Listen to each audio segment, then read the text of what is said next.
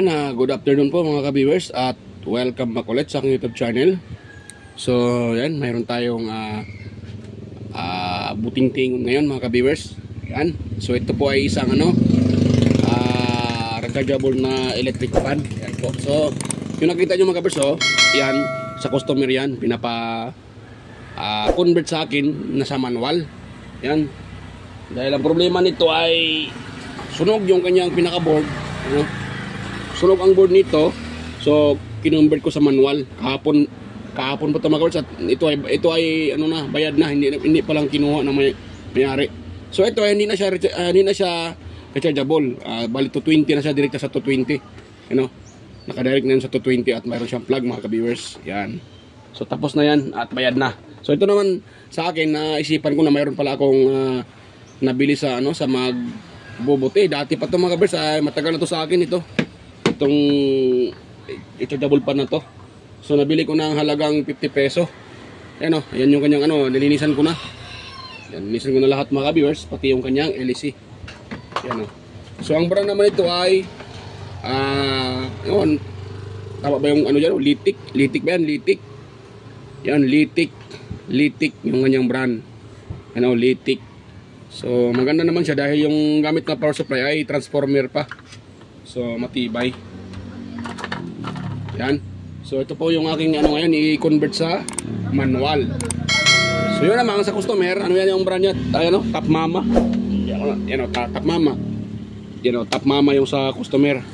So okay na yan. Yan, napakita ko sa inyo mga ka-viewers ito ay okay. Gumagana. Pero hindi na siya di kuryente. Gusto kasi ni customer ay yung hindi daw nalulubat. Gusto na forever na sinaksak sa kuryente. Yan, gumagana ka agad Yan Yan, gumagana siya kaagad mga ka-viewers. Yan Top Mama. So i-on ko siya ito sa yung switch niya Yan gumagana Yan, diba? Hindi ko na lang siya nilagyan ng anong tawag yan, reducer para sa kanyang speed.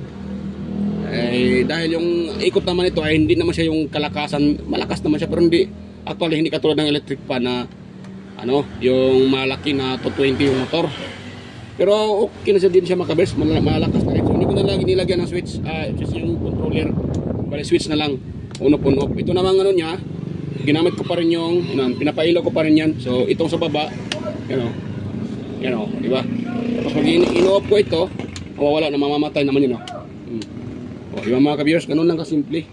Simpleng pag-convert ng rechargeable pan into 220 or sa manual.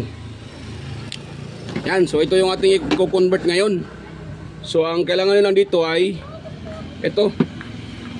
Yan rectifier diode na yan. Yan po yung ating kakailanganin kung mag-convert kayo. Dapat meron kayong ganyan. Rectifier diode. So yan. So kailangan yan siya mga ka-viewers. So kailangan yan mga ka-viewers dahil yan sa gamit nating power supply. So yan. So ito yung kailangan yan mga ka-viewers. Kailangan natin ng electrolytic capacitor na 2200 microfarad, 25 volts. Yan. Yan, kailangan natin ito para masala yung para sala ito yung sasala doon sa AC para totally DC talaga yung lalabas. Tsaka itong rectifier na to. So ito naman mga kabisay, makakuha ito sa mga sirang amplifier ito. Yan, sa mga power supply, tulad ng mga component, ito mayroon itong ganitong rectifier. Yan, huwag na kayong bibili, marami naman sa junk shop. Yan, so tsaka kailangan din natin ng ito resistor na 1 kilo ohms, 1 kilo ohms resistor. Yan. So ang purpose nito para dito sa ating power indicator, dahil lagyan ko din siya ng power indicator. So kailangan natin dito para hindi masira yung ating hindi masusunog itong ating LED or power indicator. Dahil pag wala ito, so masusunog yung ating LED or yung power indicator natin, yung ilaw. Yan. So yun natin kailangan yun mga ka-viewers. Kaya natin dira kami na noy. So yan. So ngayon, ito, dito ko lang din kinuha mga kabiyers, sa board na to. Yan. Yan ko lang din kinuha sa board, yung ilaw na yan. Itong board kasi niya, ang problema kasi sa board nito ay itong kanyang switch. So, sira na yung kanyang mga switch, hindi na nagko-contact. So, pwede ko naman itong i-repair. Pero, yun nga, hindi ko na i-repair dahil nga itong kanyang baterya, ang daling malobat. Ito yung kanyang baterya, oh. So, dali siyang malobat mga ka-viewers.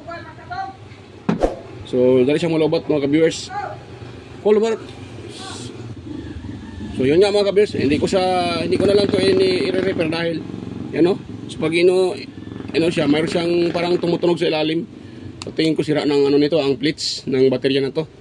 So at saka ano siya, 6 volts. So mahirapan tayong mag-convert kung sakaling pwede naman siguro bilhin natin ng baterya na lithium ion yung sa or magbuo tayo ng dalawa naka-series para makakuha tayo ng 6.4 ata tama ba? 777 7 volts pala. Ayan. So yan. So yung gagawin natin dito, ito, yung symbol natin ito. Yan, ito ay naka-ready na mga ka-viewers. Yan. Saka ito, lagyan natin ng tingga, yung na yan. Ito. Lagay tayo dito ng tingga. So sa pag-connect naman nito, itong LED na to, indicator or itong mayroong maliit na ito yung malaki yung kanyang ground. Tsaka ito namang maliit, ito yung kanyang yan. So ang ating nito, yan. So yung malaki yun po yung ating negative at saka yung positive natin yung maliit mga viewers. So hinangan natin to, lagyan natin ng wire.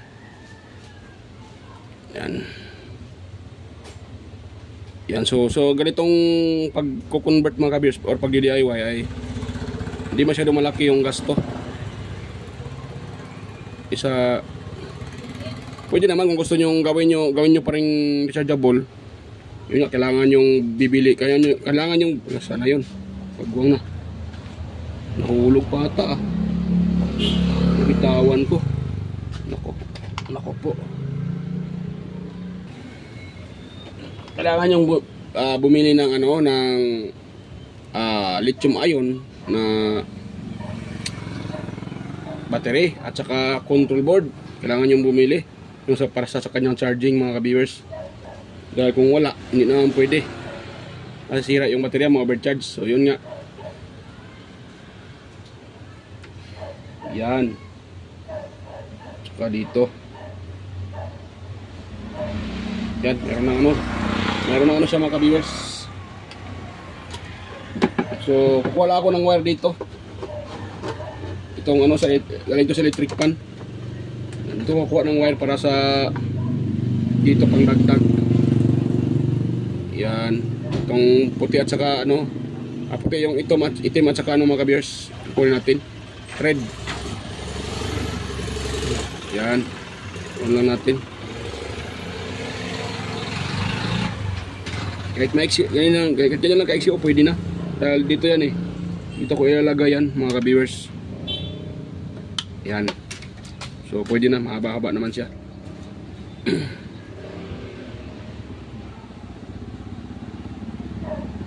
Yan, ito hindi na, wala siya masyadong malaking gasto mga ka-viewers. Yan.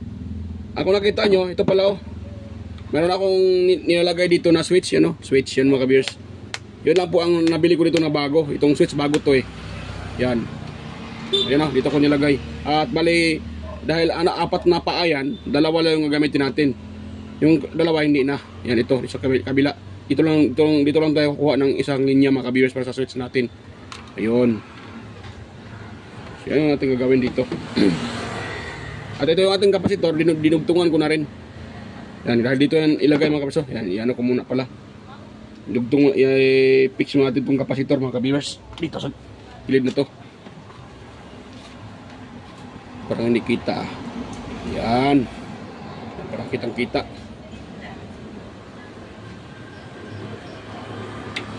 Tapos kung nakita nyo itong kulay blue na plain, so ito yung ating positive. Ito namang mayroon parang puti na paganan. So ito yung ating negative. So dito naman sa ating rectifier diode, itong may tipyas, ito no. Uro ko sa inyo Ayan Itong may tipyas natin, itong may tipyas na to, itong sa baba, yung kanyang kaano niya, yan po yung positive. Sa kabila naman, ito yung ating negative. Itong dalawang to, yan po yung ating sa AC galing sa transformer. Yan. Itong dalawang na to. So, ihinang ko muna ito pala mga viewers dito. Yan. Kailangan natin ihinang yan dyan.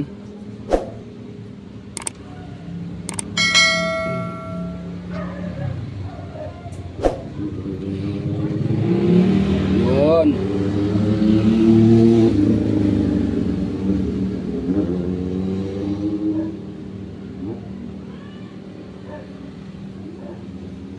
Yun. Yan, pwede na yan mga ka-viewers. Tapos gano'n natin. Yan. Itong dalawang to, ito na po yung ating DC. So, yung dyan, yung ating yung ating electric fan, yung ating ilagay mamaya. Mamaya na mga ka-viewers. Ating ilagay. So, ngayon, maghinang muna tayo ng wait lang. Yan lang pala. Itong ating kapasitor. So dahil ito ay negative, dito yan banda, ito dito. Yan. Ito namang positive sa kabila. So pag ganun siya mga kaberso, yan, hinang ko muna para makita nyo.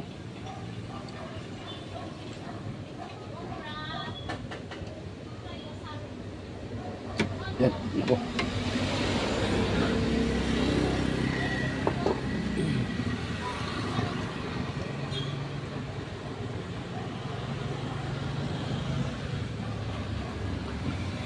Yan. Hirap ito mga ka-viewers.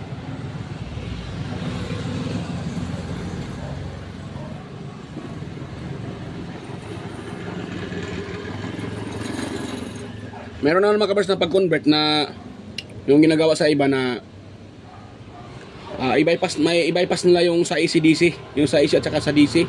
Bypass nila para gagana yung electric fan. Pero ayaw kong gawin yun dahil nga may board, may tendency na mag-init yung board.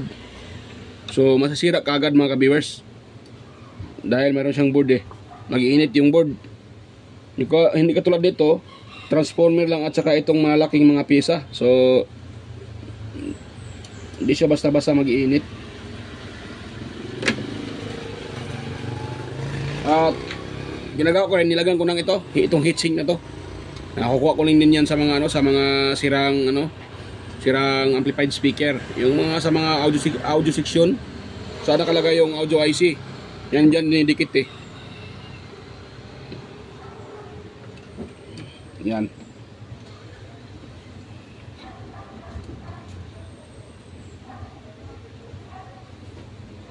Yun. Tapos sa kabila. Dapat huwag nyo i-reverse mga kabersa dahil pag na-reverse nyo yan, masasira yung kapasitor nyo. Puputok yan mga ka-viewers. Pag yan po ay na-reverse, sigurado puputok yung inyong yung inyong kapasitor. Sasabog yan.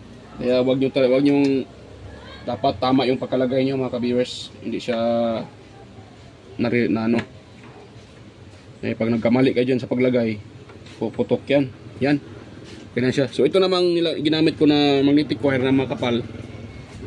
Yan siya mga ka-viewers. Mayroon pa rin yung insulated yan. Mayroon yung tinatawag na varnish, electrical varnish. Yan para hindi mag-short dito sa mga contact nito. Kaya yan ang ginagamit ko. So yan. Yan mga ka-viewers pakita ko sa inyo yan Ganun lang yung pag-connect dyan. So dito naman magtatap tayo mamaya ng supply galing sa yung kapunta sa ating pan. Dito tayo magtatap. Yan. So ngayon ang gawin natin, kukuha tayo ng wire at saka ito. Connect natin sa ating 1 kilo ohms na resistor. Papunta sa ating ilaw.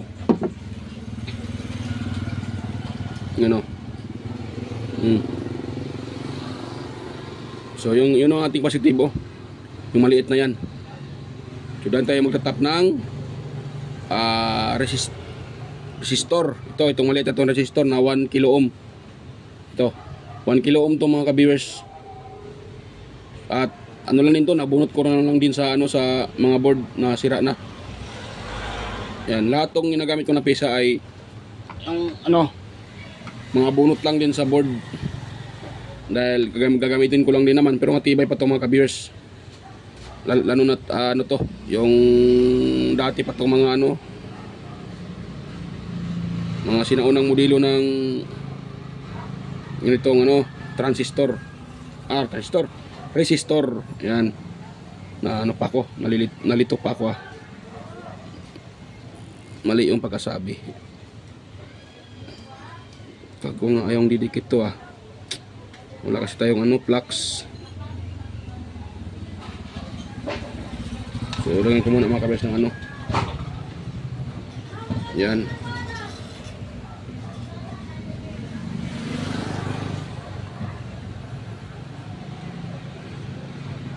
Yun. So naman yung maliit dito. So ito na.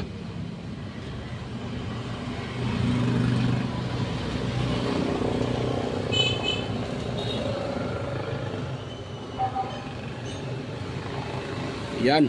Yan kita. Yan diba? Nakahinang na mga ka-viewers. So pwede na yan. Tapos itong wire at hindi nilagyan mga ka-viewers.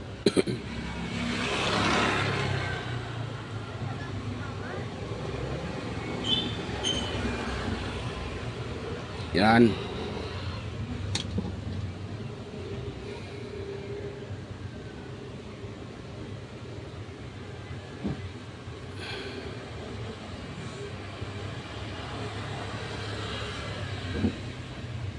Yun. So pwede na yan mga ka-viewers. Tapos yung ating negative, yung isang linya naman.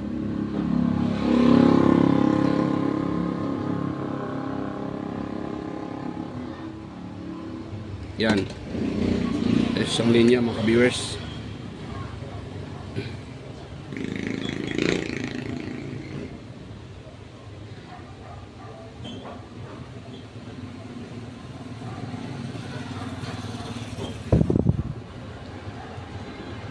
Yun.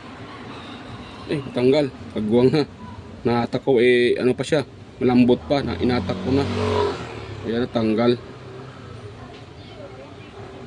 Yun. Ayun. Yan. So maganda. Ayun. I-bend natin siya mga ka-viewers. Dahil dito ko yung ilagay sa butas na yan. Para to Ayun, doon sa power. May nakalagay na power. Yung isa hindi ko na lalagyan yan. Ito lang yung may nakalagay na power. Para mayroon din tayong indicator. Pangit naman pag walang indicator mga ka-viewers. Yun. Tapos buhusan ko yan ng ang tawag dyan, shoe glue.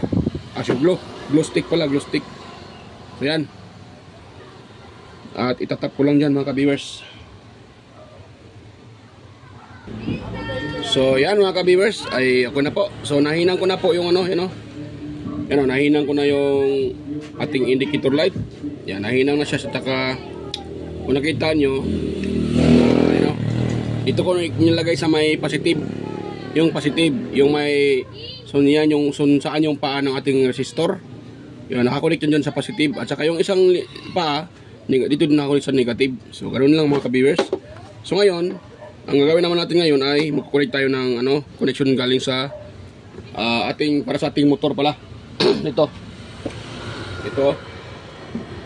Yan. So ito, bago ko ito i-connect dyan, dadaan muna dito sa switch. So kaya kailangan natin maghinang ng wire para sa ating switch.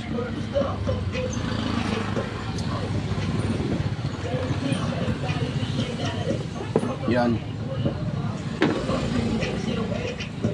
Yan, maingay yung mga nagpa-sounds pa sila. Yan mga kabers. So, inangan ko nga ito mga kabers wire sa ating switch dahil may sounds. Baka maano tayo, ano tayo ni Lolo, masipa.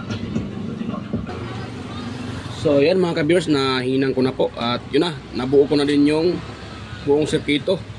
So ganyan lang po yung kanyang ganyan lang po yung kanyang yung circuit. So yun. So itong wire na to galing sa ating positive. Yan. Bago yan tawag diyan, bago yan dumaan dito, itong green na to ay positive to papunta sa motor. So bago yan dadaan diyan, dumiretso, dadaan muna siya ng switch, yan yung switch na yan. Tapos dito yan hanggang sa motor. Ito sa kulay green na to.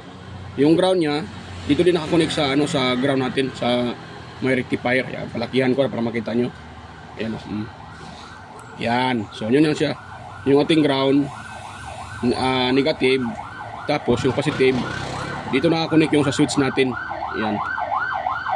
Ayun. So dumaan na ambulansya, ingay. Ayun. Dumaan yung ambulansya mga ka-viewers. Ayan. So yan. Ngayon ang gagawin ko dito, ititest natin siya mga ka-viewers. Ayan. Ating ipa-plug itong kanyang pinaka paano ko muna para makita nyo. Ayan. Ito pinaka power cord niya. So i-plug natin siya mga ka-viewers. Yun. Naipit pala. Yun. So ito yung kanyang pinakadulo. Yan. So ipa-plug natin siya.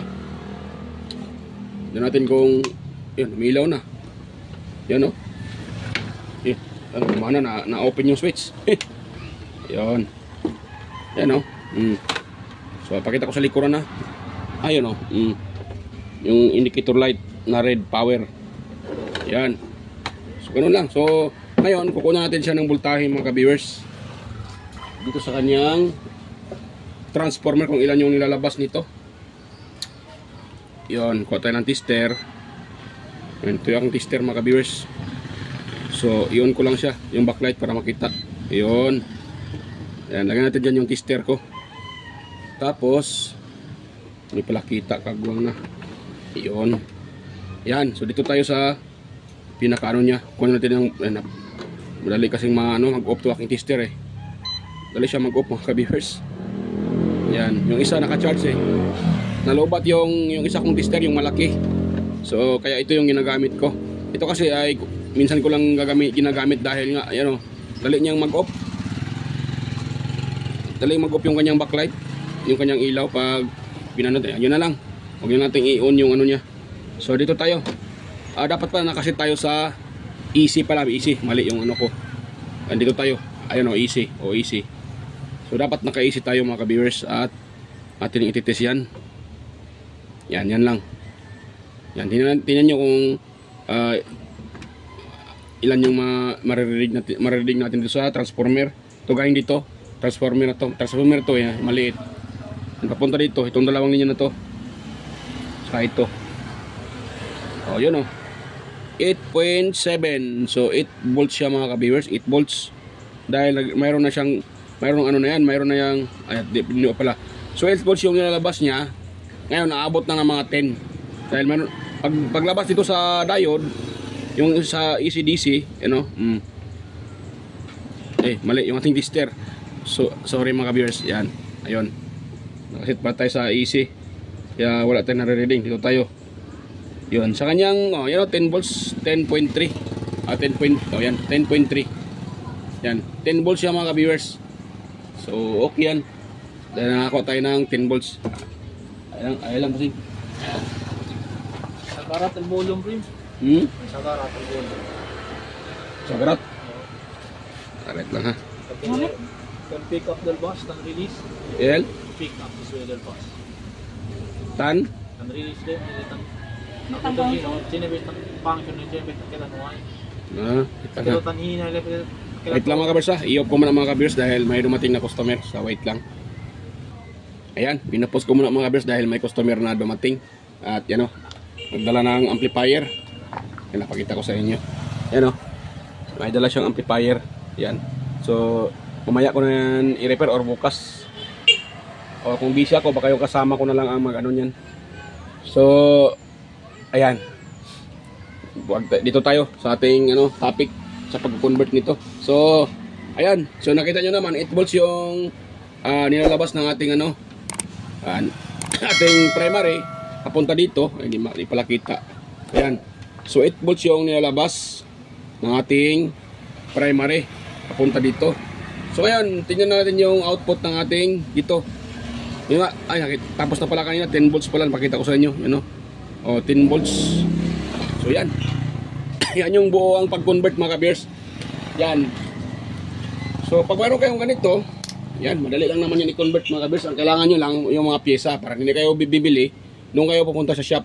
Sa mga junk shop. Marami yan. Bili kayo doon ng mabibili lang naman yan sa o mayroon kayong kakilala, nasira, nahingiin nyo. Kukunin nyo yung ganito. O kung gusto nyo bumili ng ganito, mayroon din naman binibenta. 65 bata, 85. Yan, itong rectifier diode na to. Ano lang to? 6 amperes. So, yan. So, ito ay ko mga kabers, lagyan ko muna ng takip.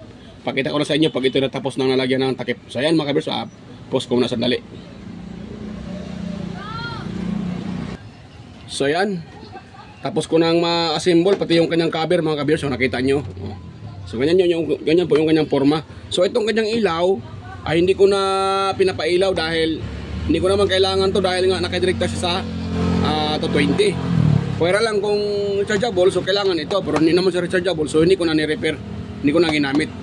Yun kasi, gusto ng may-ari ay pailawin pa rin yung kanyang ilaw. Kaya pinailaw ko, nilagyan ko ng dalawang switch. Ito sa akin, ay isa lang yung switch nilagay ko. Yan o. Yan yung isa. Yan. Yan po yung, yan lang isa mga ka-viewers. Yan. Ayan. Yung sa akin, hindi ko na nilagyan ng pailaw. Ang kailangan naman nito ay mayroong hangin eh. Magamit ko siya na ayan, pag wala akong electric fan dito sa shop or sa kwarto ba. So kailangan ito, maganda ito. At nagsiswing din ito mga ka-viewers. Ayan. So ayan, so bago pa tayo magtapos. So may loud shout out pala sa inyo mga ka-viewers, sa mga silent viewers, organic viewers, sa mga subscribers ko dyan, sa mga bagong napapunta dito sa akong channel, sa mga nanonood palagi. Ayan, may loud shout out sa inyong lahat mga ka-viewers. At ganoon na rin sa mga palaging nagko-comment na si Sir John Santiano, Sir Ramlet Trinidad, ayan, Sir Alex Paroni, Sir Florindo Isidro, ayan, Sir John Mercado Jr., ayan, Sir Manuel Mahadukon, Sir Ferdinand Lopez, Enmar Dison, Edgardo Jr. Dato Talavera, ayan, may shout out Sir Edgardo Jr. Dato Talavera, Sir Edgar Macam, may shout out Vicente Bibuso Bandiquillo, kay sino pa to? Ronaldo Macasiano ng JMA Cavite, Beljan Calderon, Ferdi Ronquillo, yan, Emerald Quillosa, Miguel shoutout, Cesar Plistado, Anastasio Certisa, Miguel shoutout Sir Anastasio Certisa, Darmin, and Sir Chris Legitimas, Jeffrey Nobillas, Damaso Ramos, Baltasar Jorpuna from Baljang, Valencia, Bohol, Roldan Mendoza, yan, Miguel shoutout Sir, Ching Ching Magsano, Ronnie Halipa, Miguel shoutout. At itong si Roldan Mendoza ay mayroon na rin tong channel.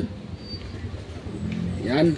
At ganoon din kay Andy Tech, sa ating mga kapwa vlogger. Yan, kapwa mga technician at mga kadikit. Yan. Kay Master Andy Tech, Andy Rabino TV Tech, Inting Butingting, Andy Rabino to, Maya Vlogs, Teletic Chair, West Jojo Tech, ayan, Ricardo Bernardo, Fix in Review, Ludatic TV, John P. Technician, Niludopoy Studio, or Tech TV Official, Yuyong's Repair and Tutorial, Tons Bahay Vlog, Jimenez Ivan Vlog, Pilam Country Living, GOG's TV, White Ferry, Horseshoe TV, Bullet Train Channel, ayan, GG Channel, Soktik TV, Edstick TV, Nelt Vlog, ayan, Miguel shoutout Idol Nelt Vlog, Edstick TV, GFC TV, John Tapirla TV, Maris Diaries, Kik Kakay Vlogs, Music Hub, Belbil Mads, CB21 Vlogs, Miguel shoutout, CB21 Vlogs, Bong Big TV, yan. Kay masakit yung nalamunan ko Makati. Kay Sir Aguido Flores Jr. Halin, Len Abay Lifestyle, Josh Electronics, kay Mercy Werham, Amigos Amigas, DJS Channel, Layotech, yan, Lex TV Official, Inday Test TV, Heroes Flores Mix Vlog, The Burton Channel, Life in Japan Countryside, Avid Explorer, Dinlins TV Vlog, Nanataran, Maskarang Vlogger, kay Aling Peps, Marco Francis 713 Mix Vlog, Pudi Expert, Justado Vlog Channel, ganun na rin kay Master Guyets Kalikot, EQC TV, Kisnel Channel, 3M Vlog, kay Bitoy Malana, Darwin Tech, Farmer Boy TV, Roger Cedric, DJ Disco Hunter, Ipras View, DJ Lin Mix TV, Miss Jamie Baliena, DJM Mix Vlog, yan, Miguel shoutout sa iyo idol, DJM Mix Vlog, kay Wellmas Music Vlog, Michael Jackson, yan, PBG Blubber Pan, Kayari Vlogs, Atimers, Lenel Dai, Jubudiso, Miguel shoutout, Nanay Ruby Channel, Danik TV Vlogs, Brother Joey Music, Simple Sim, Rickman Vlog, Wild Boys na Bulastog, ayan. So, mega love shoutout sa inyo mga lods, mga master. Ayan. So, ayan. Test natin yan mga ka-viewers. Tignan natin kung malakas yung kanyang ikot. Pero tingin ko malakas yan eh. Maganda yung pagkano eh. So, ayan. Kuha tayo ng wire at ating ititest. Ayun, umilaw na kaagad oh. Pag salpak ko, umilaw na yung kanyang indicator light. Ayan oh. So yung dito, naka-steady na lang to yung kanyang mga switch. Nilagay ko pa rin para hindi pangit tingnan. So naka-steady na yan siya. So ito na lang yung kanyang function, yung switch. Yan, para gagana yan. So ito siyang i-salpak. Ayan, salpak i-on. Ayun. O, diba mga ka-viewers? Malakas. Ayan. O, i-off po siya. Tapos on ko ulit. Yan o, nagsiswing yan mga kabers. Tignan nyo ha. Tignan nyo mga kabers. Nagsiswing yan. O, di ba? Nagsiswing din siya mga kabers. So, yan. Success yung ating conversion. So, ganun lang ang pag-convert ng rechargeable na electric pan na ganito. Yung mga dati pang rechargeable. So, ganun lang ang pag-convert sa simpleng paraan. Para hindi kayo makagasto ng malaki. Meron namang yung direkta na hindi na kailangan ng bumili ng pisa, yun lang. Walang kasiguruan dahil iinit yung board eh. Dahil iba-bypass yun. Gagamitin pa rin yung board at saka naka-bypass. Ito, kinanggal ko yung board at ginamitan ko ng matitibay na mga pyesa. So, ganun lang kasimple mga kabers ang pag-convert. So yan, sana po mga kabers ay meron kayong nakuhang ideya o meron kayong nakuhang kunting kalaman sa aking isinishare kahit simpleng bagay. So, sana meron kayong nakuhang ideya at kalaman. At kung mayroon mang mga ka-viewers, sana huwag niyo akong kalimutang i-subscribe sa aking channel na Kois Repair and Tutorial. Ayan, pakisubscribe na rin mga ka-viewers at huwag niyo rin kalimutang i-share sa iba yung ating video para makatulong tayo sa mga gustong mag-DIY at mag-repair ng ganitong klaseng electric pan, paano i-repair at paano i-convert. Yan. So sana huwag niyo kalimutang i-share yung ating video para makatulong din tayo at huwag niyo rin kalimutang